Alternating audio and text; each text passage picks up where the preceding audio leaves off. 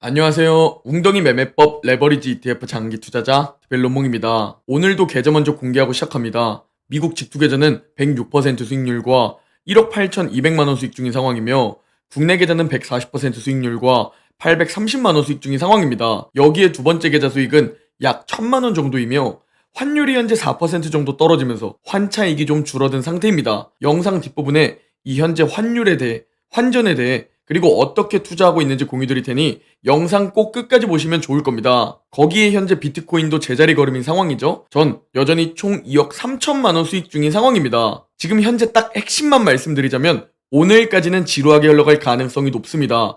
투자자들은 내일 밤 잭슨홀 파월 연설을 주목하고 있으며 그때까지는 조용히 관망할 가능성이 매우 높습니다. 그 이후 변동성이 시작될 가능성이 높은 상황이죠. 그래서 우리는 어떻게 대비하고 대응해야 하냐?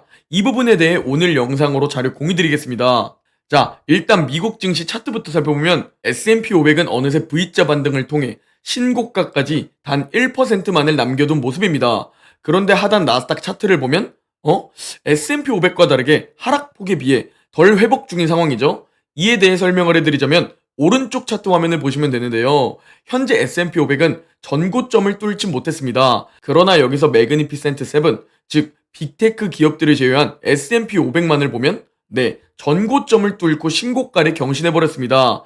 이게 무슨 소리냐면 그동안 2023년부터 AI 강세장, 금리 인하 기대감으로 빅테크와 반도체가 유독 강세를 보였었죠. 빅테크와 반도체가 미국 증시 수익률을 이끌었죠. 이는 그동안 많이 올랐던 빅테크와 반도체는 덜 오르고 반대로 그동안 많이 못 올랐던 섹터들과 종목들이 상승 키 맞추기, 순환매를 하고 있다는 생각입니다. 그래서 저는 이 부분을 현재 경기 침체 우려라기보다는 건강한 상승 키 맞추기로 긍정적으로 바라보고 있습니다. 자, 그리고 어제는 무슨 일들이 있었는지 그 부분을 우리가 공부해 볼 텐데요.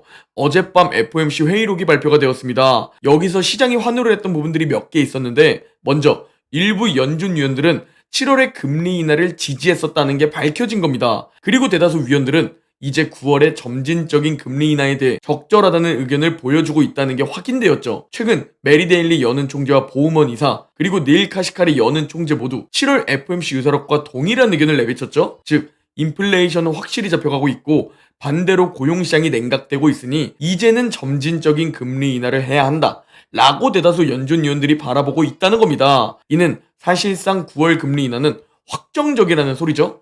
여기서 문제는 지겹도록 강조드리고 있지만 경제가 버텨주냐 못 버텨주냐입니다. 자, 어제 FOMC 회의록은 긍정적이었다면 반대로 고용 데이터는 또 부정적인 데이터가 나왔습니다. 작년 4월부터 올해 3월까지 1년 동안의 고용 데이터가 수정되었는데요. 무려 81만 8천 건이 하향 수정되어 버린 겁니다. 그런데 이 수정폭이 2009년 리먼 브러더스 사태 이후 최대 하락 수정폭이라는 점이 매우 눈에 띕니다. 그나마 다행히 시장에서는 이미 다 알고 있었다는 듯이 마법의 선반영이라는 단어를 내세우며 별다른 반응이 없었다는 점이 정말 다행입니다. 항상 데이터도 너무나 중요하지만 그보다 더 중요한 것이 투자자들의 해석과 심리다 라는 말씀을 드려오고 있죠. 일단 우리가 냉정하게 확인해 볼 수 있는 부분은 고용시장 냉각이 허리케인으로 일시적인 줄 알았지만 실제로 고용시장은 빠르게 냉각되고 있다는 겁니다. 그리고 이 모든 것은 어떤 것과 연결되죠?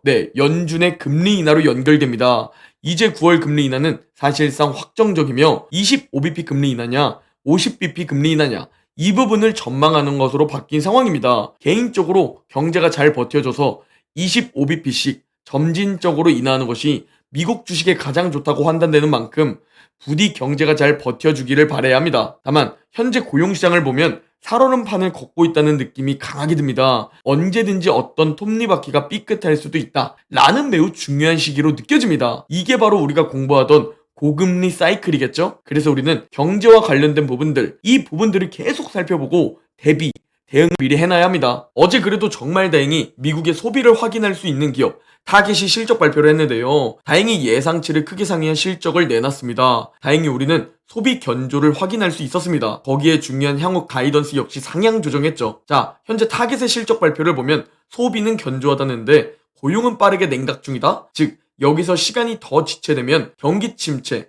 경제 위기로도 빠질 수도 있다는 겁니다. 그래서 살얼음판을 걷고 있는 중요한 시기라고 말씀드리는 겁니다. 그래도 현재까지는 잘 버텨주고 있는 미국 경제죠. 그래서 미국 경제가 무너지기 전에 투자자들은 내일 밤 11시에 진행되는 잭슨홀 파월 연설을 주목하고 있는 겁니다. 미국 경제는 어떤지, 또 고용시장은 어떤지, 금리는 또 어떻게 할 건지, 이 얘기들을 듣고 불확실성을 해소시키고 싶은 거죠. 그렇다면 우리는 과거 잭슨홀 회의 때 미국 증시가 어떻게 움직였는지 공부해 봐야 합니다. 자, 과거 잭슨홀 회의 후 주가 움직임을 공부해 볼 텐데요. 과거 잭슨홀 때 일주일 미국 증시 수익률을 보면 평소보다 변동성이 매우 큰 주가를 볼 수 있습니다. 특히 만약 하락하게 되었을 때 일주일 동안 5% 정도 빠지는 일주일도 있었다 라는 것을 볼 수 있습니다. 이를 통해 우리가 알 수 있는 것은 상승할지 하락할지는 맞출 수 없지만 변동성은 평소보다 커진다는 것을 알 수 있습니다. 그렇다면 현명한 투자자라면 이 변동성을 이용할 줄 알아야 합니다. 떨어진다면 이를 기회로 활용할 줄 알아야 한다는 것이죠. 자, 그리고 지금 우리는 8월 웅덩이에서 줍줍해놨고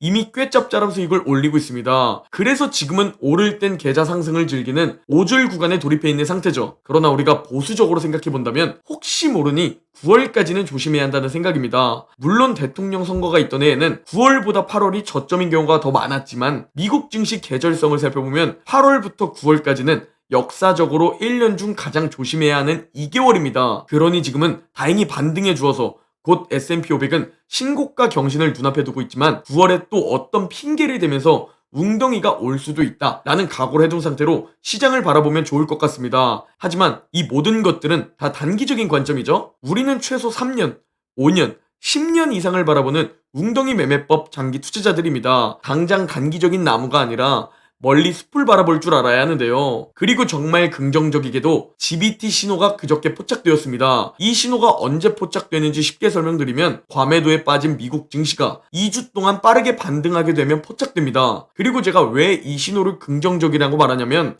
1940년부터 지금까지 무려 약 85년 동안 이 신호가 18번 정도 포착되었는데 18번 모두 100%의 확률로 6개월 뒤에 다 상승했고 1년 뒤에도 100%의 확률로 모두 다 상승했다 라는 것을 확인할 수 있는 중기적인 관점에서의 찐반등 데이터입니다. 그리고 이 데이터를 우리가 수치로 살펴보면 1945년 첫 포착부터 지금까지 이 신호가 나오고 6개월 뒤 그리고 1년 뒤 모두 포착되었을 때보다 훨씬 많이 상승했다는 겁니다. 6개월 뒤 평균적으로 15% 상승했고 1년 뒤는 평균적으로 23%나 더 올라있더라 라는 데이터로 확인해 볼 수 있죠. 그러니 우리는 현재 연착륙을 희망하면서 이와 함께 점진적인 금리 인하를 희망한 상태로 혹시 모를 위기에 대비해 두면 된다는 말씀을 드립니다. 자, 그리고 현재 이 연착륙과 금리 인하 전망으로 원달러 환율이 급격히 떨어진 상황입니다. 최근 고점은 1390원인데요.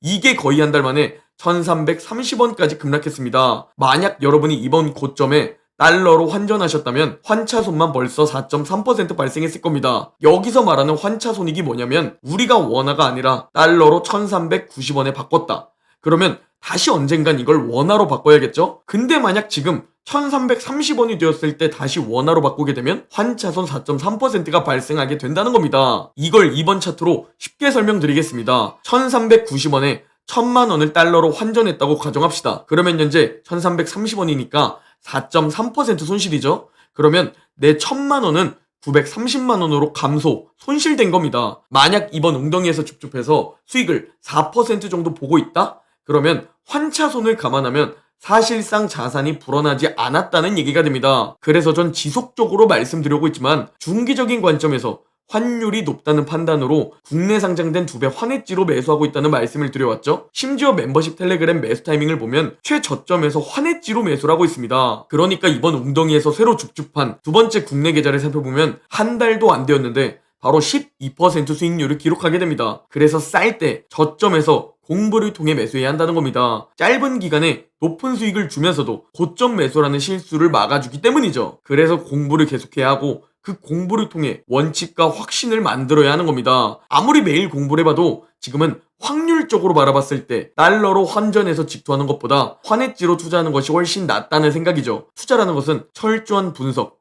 공부를 통해 원금을 지키면서도 더 만족스러운 수익을 확보해야 한다 라고 벤저민 그레이엄이 강조했죠. 앙드레 코스톨라니 역시 투자자는 무엇이 옳고 그른지에 대해 자신만의 생각과 아이디어, 방향을 가지고 있어야 하며 대중에 휩쓸려 감정적으로 행동하지 않아야 한다고 말했습니다. 일관되게 환전과 관련된 영상에서 1250원이라는 저만의 원칙, 기준을 말씀드려왔습니다. 항상 제가 그 누구보다 열심히 공부해서 하나하나 가장 짧고 굵게 여러분들에게 다 공유드릴 테니 매일매일 제 영상 시청하셔서 여러분의 소중한 돈을 지키면서도 자산을 점점 더 불려나가는 극소수 웅줌러가 되었으면 합니다. 제가 직접 모든 것을 투명하게 다 보여드릴 테니 최소 2030년까지 저와 지속해보시죠. 그리고 지속하면서 제 방법에 대해 확신이 생기셨다면 저와 함께 평생 가면 되는 겁니다. 자산가는 자산을 평생 보유해야 합니다. 그러나 평범한 대다수들은 언제 매도할지 고민하죠. 애초에 시장 마인드부터 다르다는 겁니다. 우리는 평생 보유한다는 생각으로 투자합시다. 오늘 영상은 여기까지입니다. 제 영상이 도움이 되셨다면 구독, 좋아요, 댓글, 알림 설정 부탁드립니다. 그럼 내일 영상에서 뵙겠습니다.